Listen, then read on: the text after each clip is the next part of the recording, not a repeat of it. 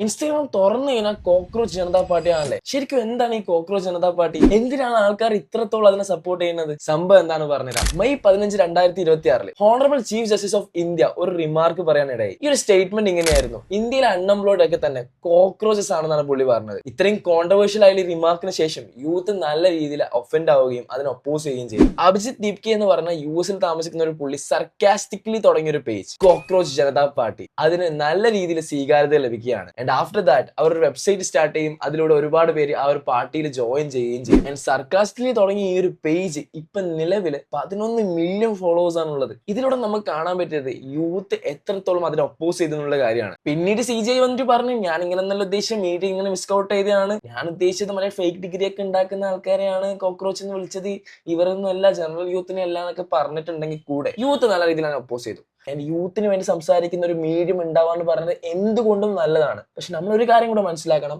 ഇതിന്റെ core values എന്താണ്, ഇനി എന്താ അവർ ചെയ്യാൻ പോകുന്നത് എന്നുള്ള കാര്യം നോക്കിയിട്ട് വേണം നമ്മൾ സപ്പോർട്ട് ചെയ്യാൻ. ഒരിക്കലും ബ്ലൈൻഡ്ലി സപ്പോർട്ട് ചെയ്യാൻ പാടില്ല.